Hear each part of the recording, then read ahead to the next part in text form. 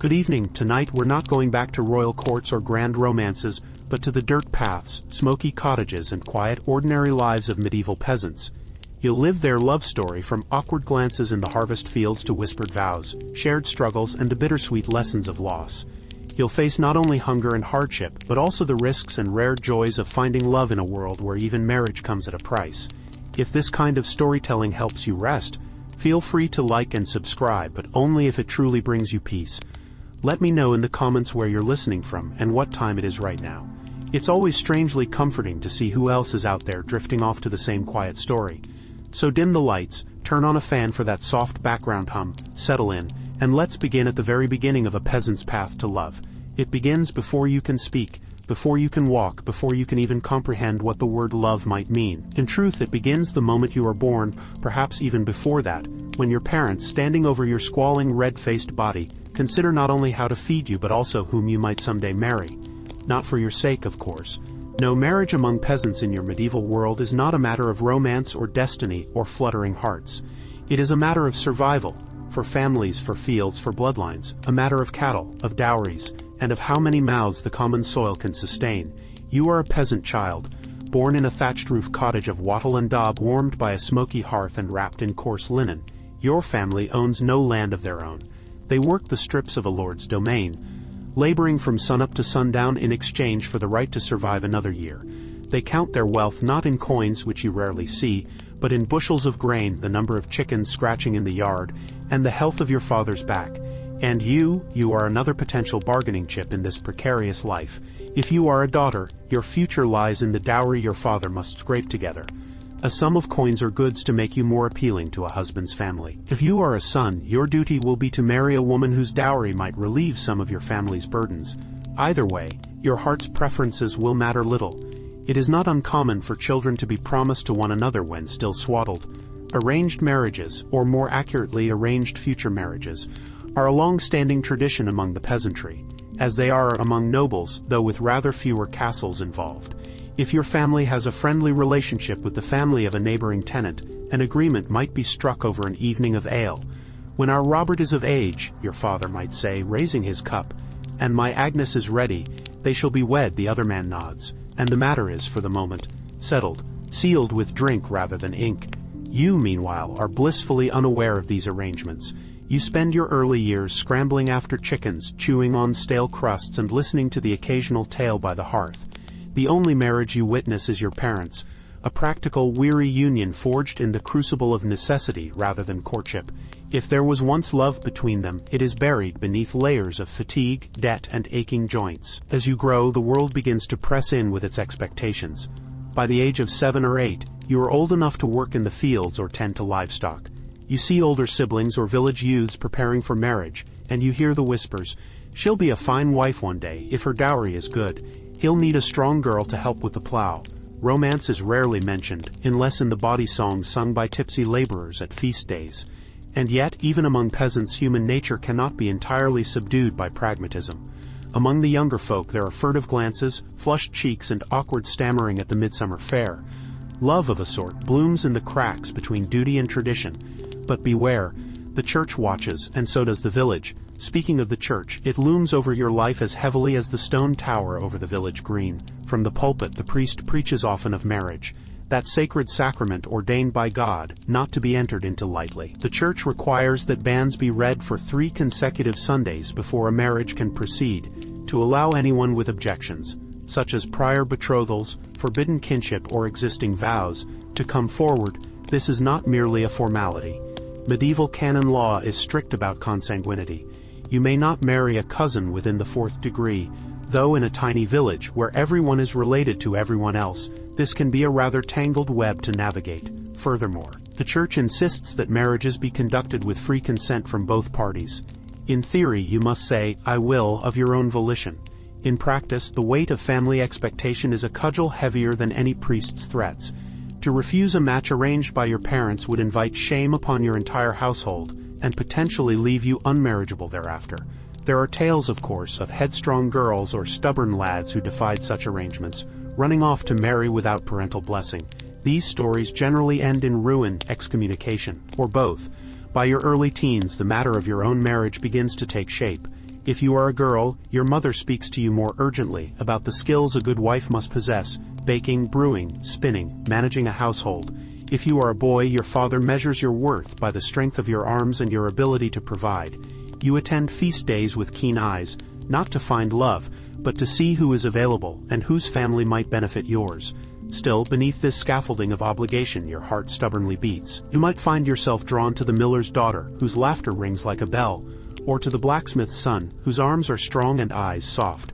But such affections must be tempered by realism. If their family lacks land or wealth, your parents will swiftly extinguish any hope of a match. Love won't fill your belly, your mother might say, scrubbing a pot, nor keep the roof from leaking. For daughters, the dowry remains a constant worry. A poor family may struggle for years to assemble even a modest one. A few coins, a cow, a chest of linens. Without it, you risk remaining unmarried or worse, marrying far below your hopes. Some desperate families resort to unthinkable measures, such as borrowing money at ruinous interest or selling prized possessions. For sons, the concern lies in whether they can secure a plot of land, however small, to support a wife and children. Meanwhile, the local lord holds a card of his own. The merchet. This is a fee paid by the bride's family to the lord when a daughter marries, compensation for the loss of her labor. It is yet another expense in a long list that weighs upon your future union. In some villages, lords are lenient. In others, they extract every penny they can. As you edge toward adulthood, which in your world arrives earlier than modern sensibilities would allow, you begin to feel the tightening noose of expectation.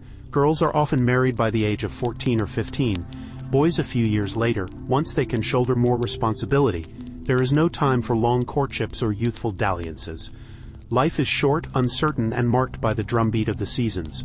Famine or plague might sweep away your village tomorrow. Better to secure alliances and produce heirs while you can. And so the day comes when your parents call you aside. There is someone they wish you to consider, or more accurately, to accept. Perhaps you have met them only in passing, perhaps not at all. Your feelings are of little account. The match is suitable, the dowry arranged. The banns will soon be read. You may feel a flutter of hope or a sinking dread. Either way, the wheel turns, indifferent to your desires. In the weeks that follow, you begin to grasp the shape of your future. If you are fortunate, your intended is kind, or at least tolerable. If not, well, there is little to be done. The church frowns upon divorce, and annulments are reserved for rare and specific cases. You may quietly pray for a change of fortune, but the village will not wait. As preparations commence, you watch the older married couples with new eyes. You see weary mothers chasing squalling children, husbands returning from the fields with bent backs and hollow eyes. You hear whispers of unhappiness, of tempers flaring and affections fading. But you also see small moments of tenderness, a shared crust of bread, a weary smile, a hand grasped in comfort during illness.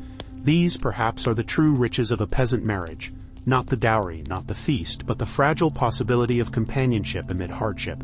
And so, with little say in the matter, you march toward matrimony. You are promised long before you understood what love is. Now you must learn it the hard way, in the crucible of daily toil and fleeting joys. Whether affection will blossom or wither remains to be seen. But for now, the banns are read, the priest awaits, the future, such as it is, begins. By now you've learned a few truths about the world. Chief among them, life as a peasant does not pause for sentiment. The field must be sown and reaped, animals tended, thatch patched, debts paid.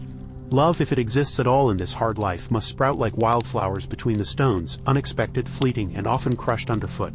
And yet, as the wheel of the seasons turns, there comes one time each year when even the most burdened souls may dare to glance sideways, to steal a smile, or to feel a stirring in the chest they scarcely understand. That time is the harvest. The harvest is no mere chore. It is the event upon which your entire survival hinges. If the yield is poor, the winter ahead will be one of hunger, sickness, and watching neighbors with hollow eyes bury their children in frozen soil.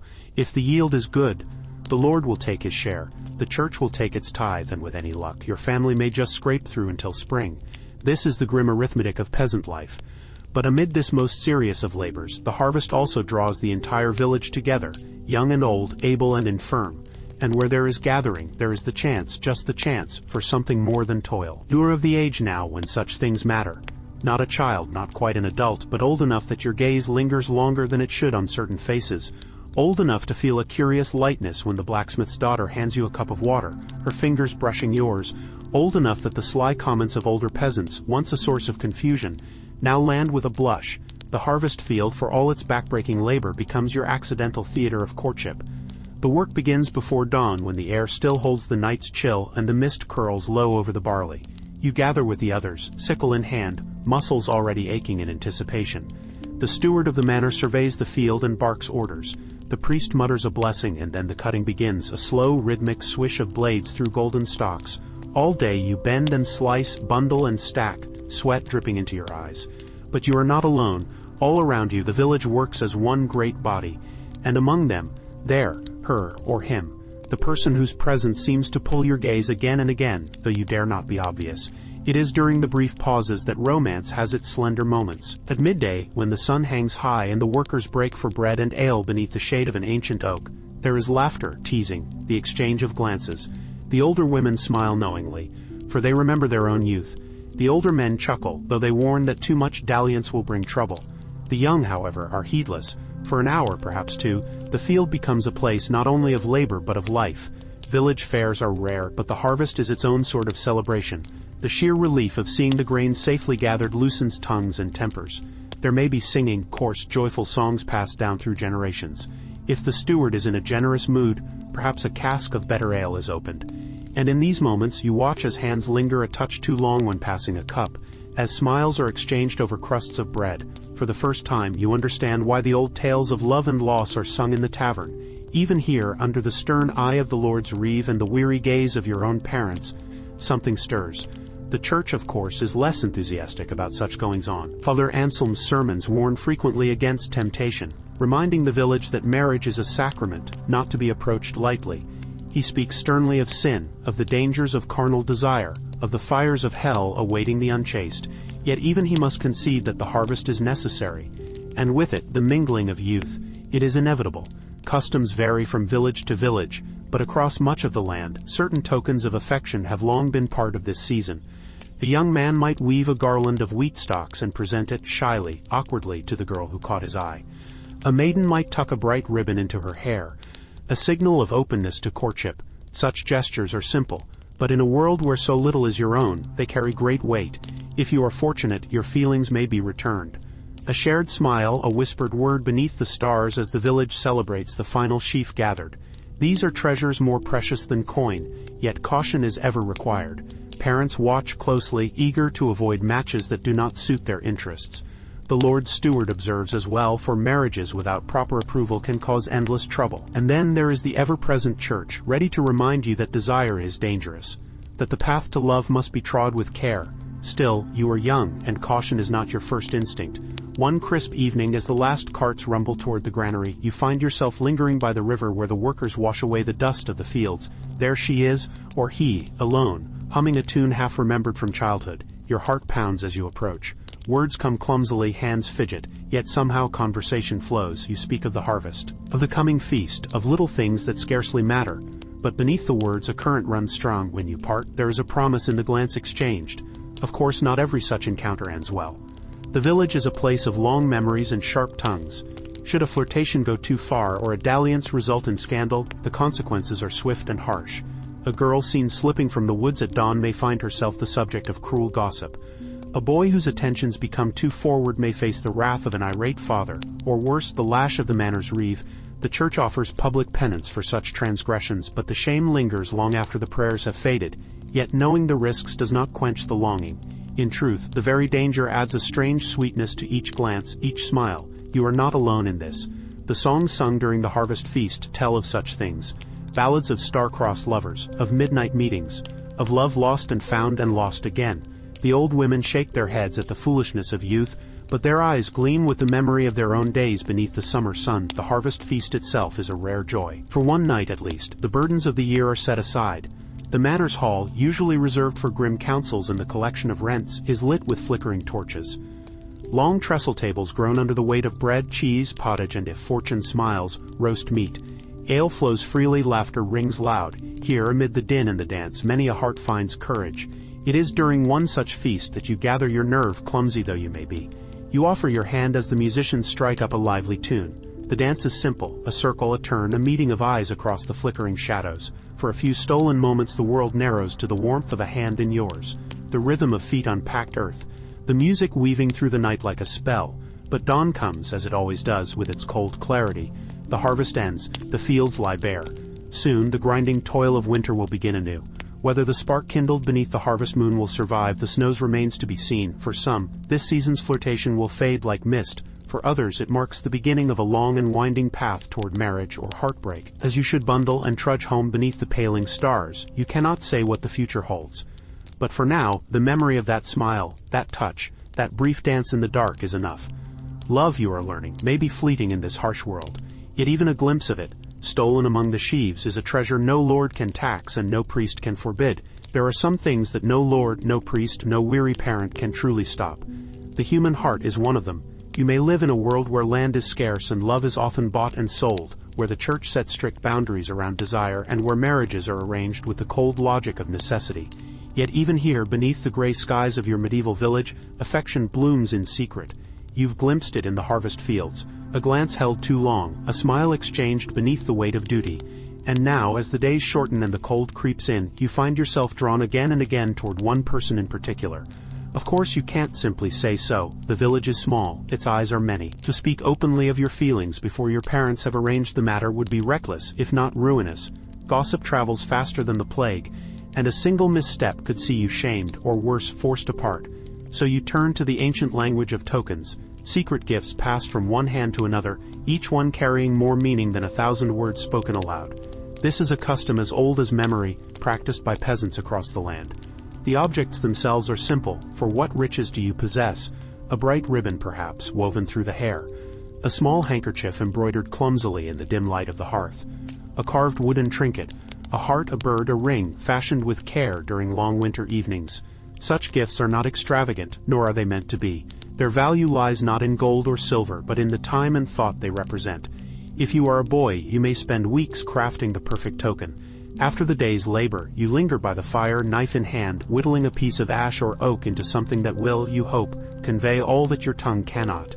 Your father may grumble at the wasted time, your mother may smile knowingly, but neither will interfere so long as you are discreet. When at last the gift is ready, you must find your moment. A chance encounter after Mass, a stolen instant at the market, a whispered word behind the alehouse. Your heart pounds as you offer it, hand trembling just slightly. If you are a girl, the custom is no less fraught. You might choose to wear a ribbon of a particular color, red for affection, blue for constancy, or to tie it where your admirer will see it. You might bake a small loaf of bread and with a glance and a hurried touch, pass it to him as the loaves are distributed after church. Or, in the rarest of moments, you might slip a pressed flower into his palm as your paths cross on some narrow lane. Each act is a gamble, for while affection may be returned, it may also be rejected. And rejection in this world is never a private affair. The church, of course, casts a long shadow over such rituals. Father Anselm is fond of reminding the village that chastity is the shield of the righteous, and that gifts given with impure intent are a gateway to sin. His sermons ring through the chill air each Sunday, heavy with warnings of damnation. Yet even he cannot stop the tide of human longing. After all, he too was young once, though you suspect he would not admit it. Nor is the church alone in its disapproval. Parents watch their children with weary eyes, keen to prevent matches they deem unsuitable. A girl caught consorting with a boy of low prospects may find herself locked indoors, her steps shadowed by a watchful brother. A boy seen too often in the company of a girl whose dowry is beyond his reach may face a stern beating and a warning to remember his place. Love must navigate a treacherous path indeed, and yet, it persists. There is a particular thrill in such secrecy, a sweetness born of danger.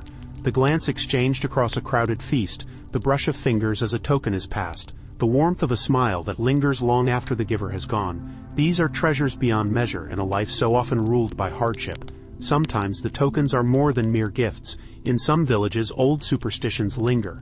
The belief that certain charms can bind the heart of another.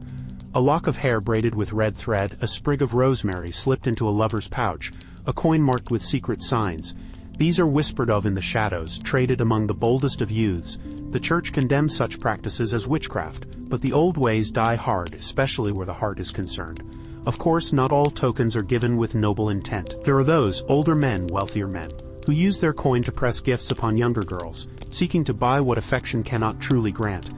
A fine comb, a necklace of cheap glass beads, a pair of soft shoes, all might be offered with a smile that turns cold when refused. The girls know to be wary, and the older women of the village are quick to intervene where they can. But the balance of power is seldom fair, And not all stories end happily. For those fortunate enough to share a genuine affection, the exchange of gifts marks the slow unfolding of something deeper. Weeks pass, winter deepens. The lanes grow muddy, the fields barren. Yet the heart does not hibernate. You find excuses to linger where they might be. Fetching water from the well, tending sheep near the same pasture. Lingering in the churchyard after Mass. Words remain few, but the tokens accumulate. Small anchors of hope against the relentless tide of daily toil.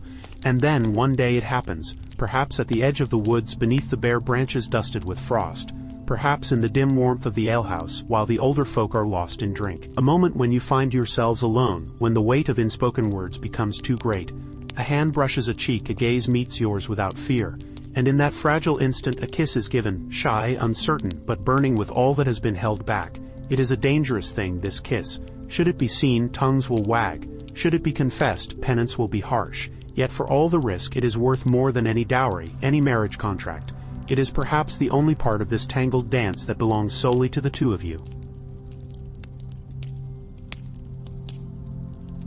In the weeks that follow, the exchange of gifts continues, now tinged with the knowledge of what has passed. The world remains the same, cold, hard, ruled by others.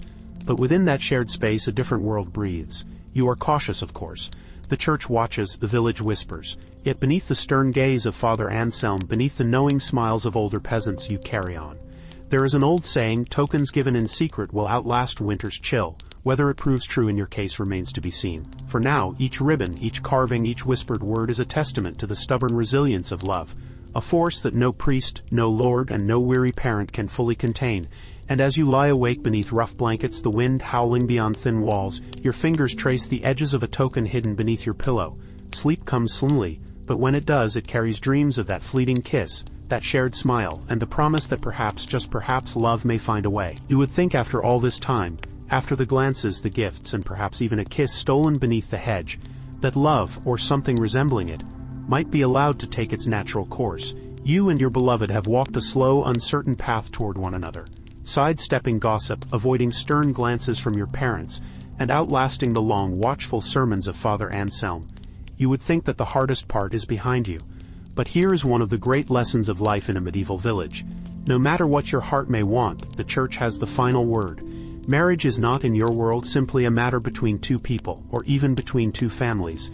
It is a matter between you, your partner, and God, with the church standing firmly between you and the Almighty, sleeves rolled up and ledgers open. Marriage is a sacrament, a sacred bond not to be entered into lightly. That is the message pounded from the pulpit each Sunday, sometimes with the subtlety of a blacksmith's hammer. Father Anselm takes particular pride in reminding you all that without the church's blessing, a marriage is no marriage at all, merely a dangerous scandal that will damn not only the couple involved but quite possibly the entire village by association. One can never be too careful with such things. And so you find yourself not in the sweet throes of romance, but rather in the tangle of ecclesiastical bureaucracy. If you and your beloved are to marry, truly marry, in the eyes of God and man, there are certain hoops to be jumped through.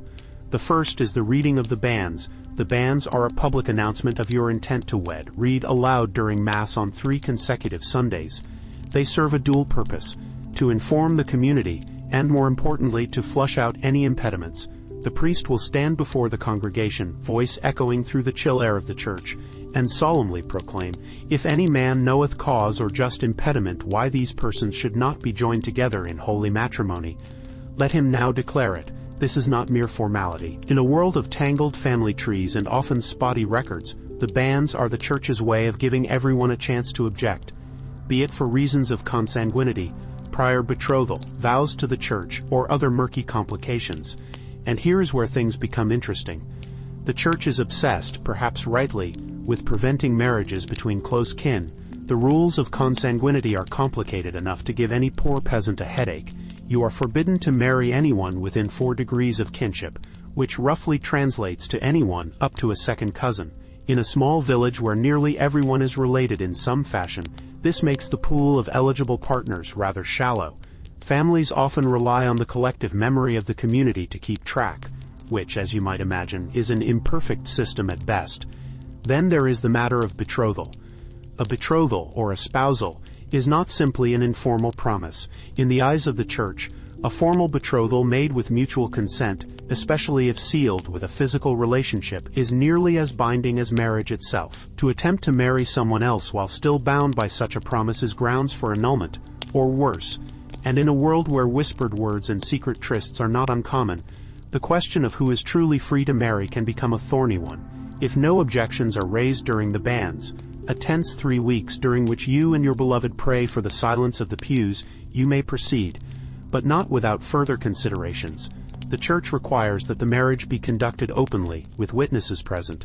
This is meant to protect against forced unions and clandestine marriages, a growing concern in an era where young lovers sometimes flee parental control in search of a sympathetic priest. The ceremony must be held in a church, before the altar, with at least 2 witnesses besides the priest. Anything less is considered illicit, if not outright invalid. Of course, the church's ideal and the village's reality do not always align.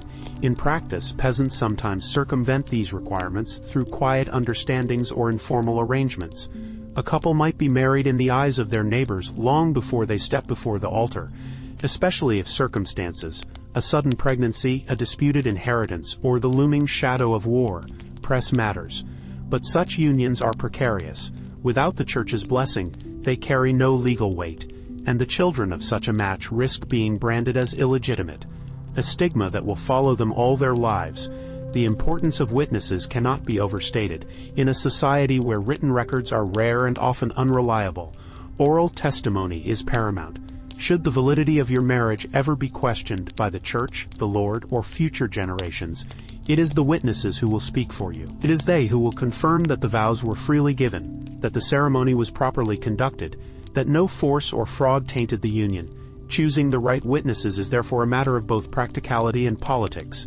Then there is the matter of the dowry and bride price, which, while technically separate from the Church's concerns, intertwine with them at every step. The dowry, property or goods brought by the bride to the marriage, must be agreed upon, as must the bride price, a sum paid by the groom or his family to the bride's family. These negotiations can be drawn-out affairs, with each side seeking advantage, and until they are resolved, the marriage cannot proceed. The Church may preach that love is the foundation of matrimony, but even Father Anselm knows that silver speaks louder than sermons. In some cases, the process drags on for months or even years. If the families are poor, they may struggle to raise the necessary dowry or bride price. If land is involved, disputes over inheritance can stall the match indefinitely. And always, the shadow of the Church looms, ready to intervene if the process strays too far from its prescribed path. For you and your beloved, the waiting is agony. Each week that passes without progress feels like a lifetime. You snatch brief moments together, a whispered conversation after Mass, a stolen glance across the market, but the future remains uncertain. The banns have been read without objection, but the dowry negotiations drag on. Your father grumbles about the bride price, her mother frets over the dowry linens. The priest warns against impatience, but patience is a hard virtue to practice when the heart is full. In the meantime, there are other hurdles to clear. The Church requires that both parties be of lawful age, 12 for girls, 14 for boys, though in practice marriages often occur later, especially among the peasantry, where economic considerations take precedence. Both parties must consent freely, though again the Church's definition of freely is somewhat elastic when parental pressure is involved. The priest will ask the necessary questions. Do you come of your own free will? Do you take this person to be your lawful spouse? But few have the courage to speak against their families in such a public forum. Even after the ceremony is finally arranged, there remains one last moment of suspense. On the day of the wedding, the priest will again ask if anyone knows of any impediment. The congregation shifts uneasily. The air is thick with tension. One word of objection, and the marriage could be halted on the very threshold of fulfillment. You and your beloved clasp hands tightly, praying for silence. And then, at last, the vows are spoken, the rings exchanged, the nuptial blessing given.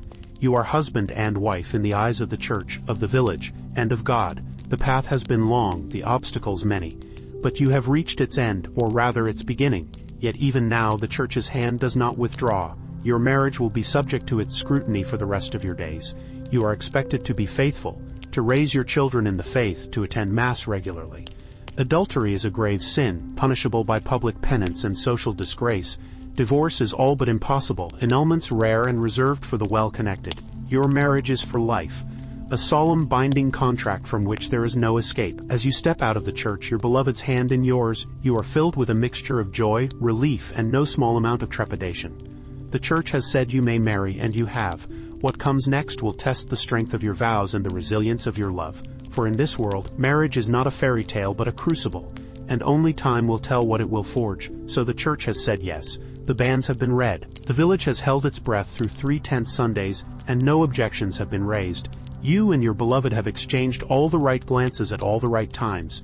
Your families, at long last, have stopped glaring at one another across the market square. In short, it is almost time. Almost. Because now comes the part that leaves even the strongest love gasping.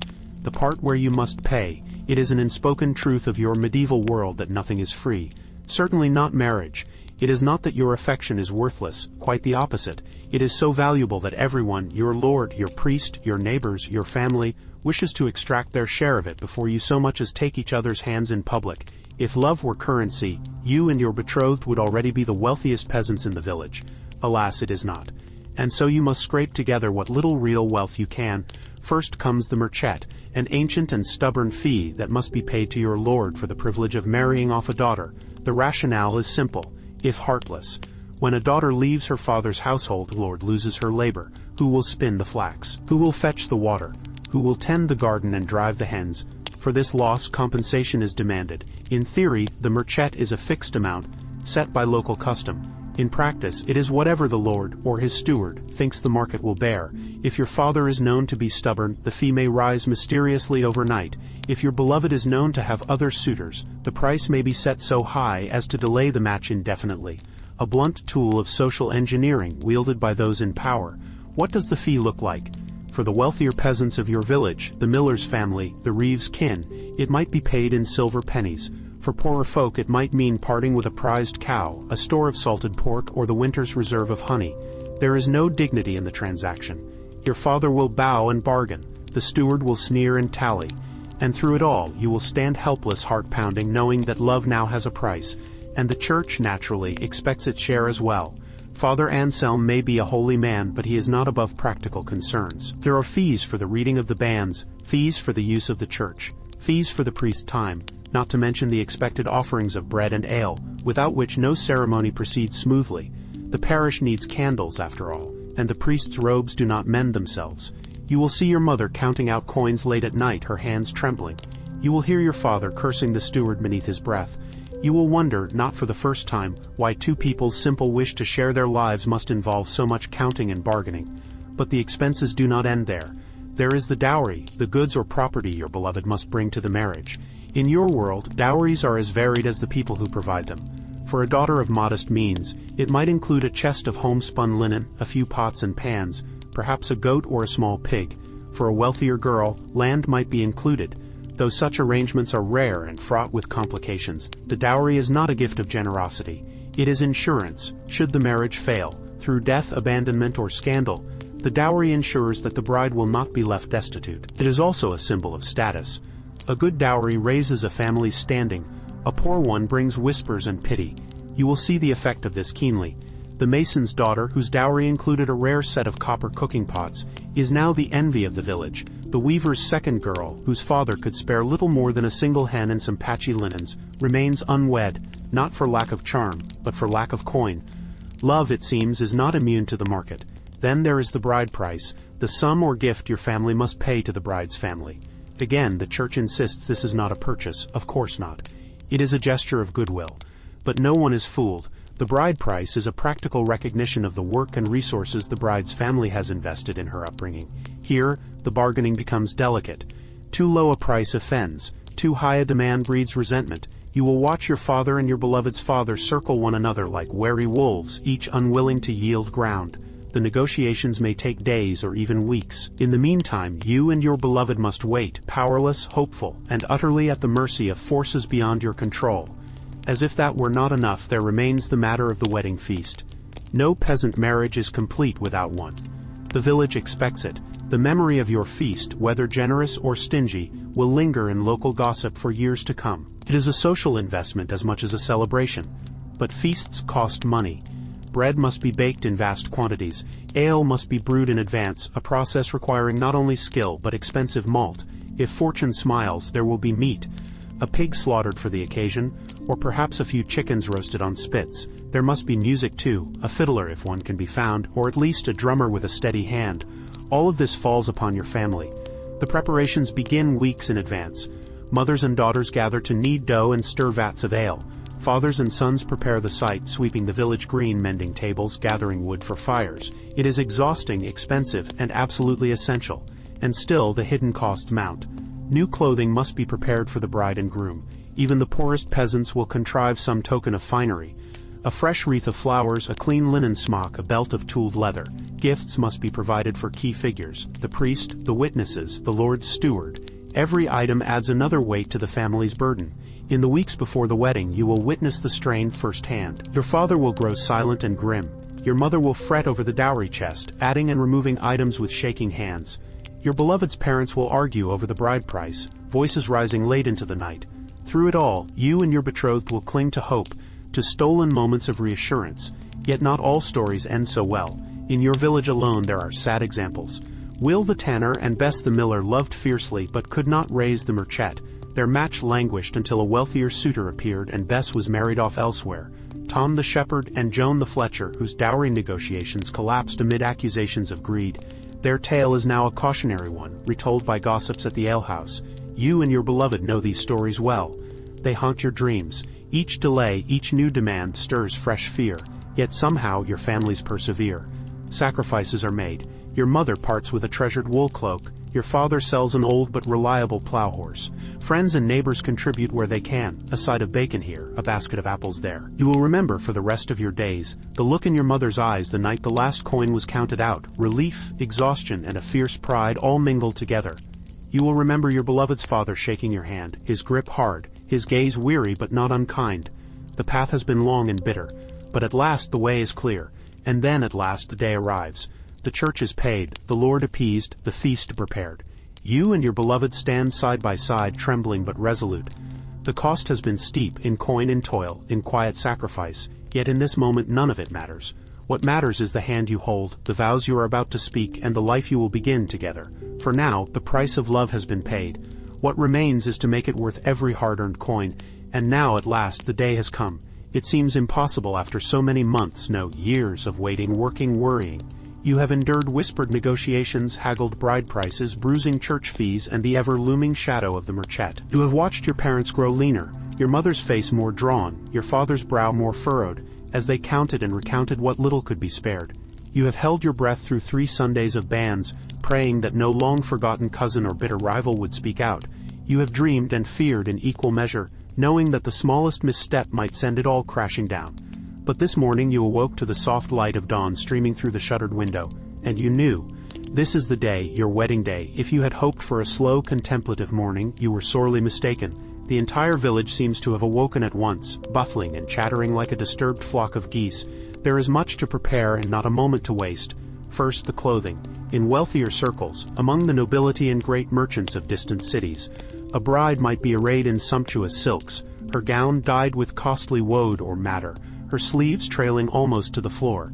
There might be embroidery of gold thread, jewels at her throat, fine leather shoes upon her feet.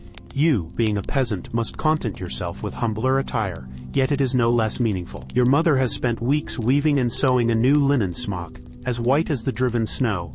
Over it, you wear your best woolen dress, dyed a soft blue, the color of fidelity, as any old wife will tell you. Upon your head rests a fresh wreath of flowers, gathered from the hedgerows by your younger siblings. They are a little bedraggled, having endured an over-enthusiastic search party, but they will do. If you are the groom, your attire is much the same. Clean linen, your best tunic, a new belt of tooled leather, another quiet expense added to the mounting pile. You are shaved, your hair is combed into possible order, and your boots, while still the same worn pair you use for market, are at least free of mud. There is little time for reflection. The morning is a blur of voices and motion. Neighbors arrive, bearing baskets of bread and jugs of ale, eager to see the preparations. The village fiddler is coaxed into tuning his instrument, though with much grumbling about his aching fingers. The priest arrives early, inspecting the church with the air of a man determined to catch some imagined fault before the ceremony begins. And through it all your heart pounds. At last the appointed hour arrives. The villagers gather in the churchyard. chatting and gossiping as they await the spectacle. Weddings are rare enough in your small world that they are not to be missed. There is no such thing as a private ceremony here. If you are to be wed, you will do so before the eyes of your entire community. For better or for worse, the church itself is humble, a squat stone building with a timber roof and walls that lean ever so slightly. As if weary from centuries of sermons, inside the air is cool and damp, scented faintly of beeswax and old rushes. Candles gutter along the altar, their light casting flickering shadows that seem almost to dance in anticipation. You stand at the front, your beloved beside you, both trembling and pale. Father Anselm begins the service in his deep, measured voice. There is no elaborate liturgy here, no flowery poetry or grand speeches. The rite of marriage is a simple affair, stripped of ornament in accordance with church law. And yet, oh how heavy each word feels. Do you come of your own free will? Father Anselm intones. Eyes sharp beneath bushy brows. I do, you manage, voice barely above a whisper. Do you take this man-woman to be your lawful spouse? I do. The words echo in the dim church, simple and profound. For all the months of toil and cost, for all the quiet sacrifices and desperate hopes, it comes down to this. Two voices, two promises spoken before God and neighbor. The rings, if they are exchanged, are humble things, perhaps a simple band of iron or brass. Few in your village can afford silver, and gold is all but unheard of. But it is not the metal that matters. It is the act, the binding of lives with a token that will be worn until death or disaster parts you. With vows exchanged and the nuptial blessing given, Father Anselm pronounces you wed. The church bell tolls, deep and sonorous. A cheer rises from the crowd, warm, ragged, utterly genuine. You are married. And now the real celebration begins. The wedding feast is no mere afterthought. In a world where hunger is never far from the door, a chance to eat well and drink deeply is a rare and precious thing. Your families, mindful of this, have done all they could to ensure a worthy spread. Long trestle tables are set up on the village green, hastily scrubbed and strewn with wildflowers. Platters of bread and trenchers of pottage appear in abundance. There is ale, and more ale. And wonder of wonders, a roasted pig, its crackling skin glistening in the sun. The entire village turns out for the feast. No one is turned away, for to do so would bring shame upon your household. The fiddler strikes up a tune and the dancing begins, clumsy at first, then more spirited as the ale takes hold. You find yourself whirled about the green, laughing breathlessly. Your beloved's hand in yours, for this one afternoon at least. The burdens of peasant life fall away. The Lord may take his taxes, the church its tithes. But here and now, the joy is yours alone. Amid the revelry, there are traditions to observe. Some are sweet. The sharing of the bridal loaf, where guests break off pieces of bread as a blessing for the couple.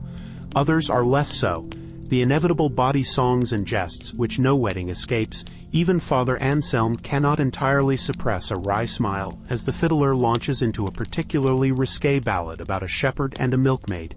Children dart between the tables, snatching scraps and chasing one another with wild glee. Old women offer solemn advice to the bride, most of it contradictory. Old men slap the groom on the back, dispensing wisdom of the "you'll need plenty of ale to survive married life" variety. And through it all, you and your beloved steal moments together. A whispered word here, a lingering glance there. The weight of what lies ahead, the shared bed, the shared struggle, looms large. But for now, joy eclipses fear. As evening falls, the time comes for the bedding ceremony.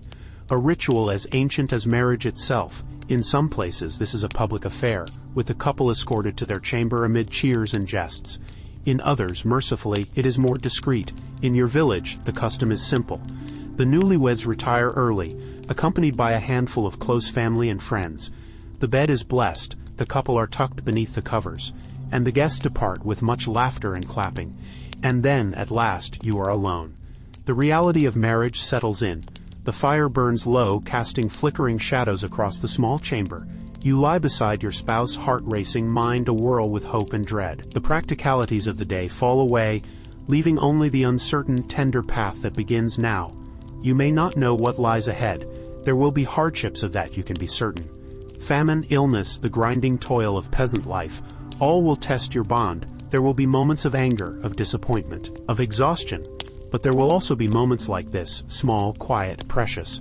As you drift into uneasy sleep, hand entwined with your beloveds, you hold one thought above all others.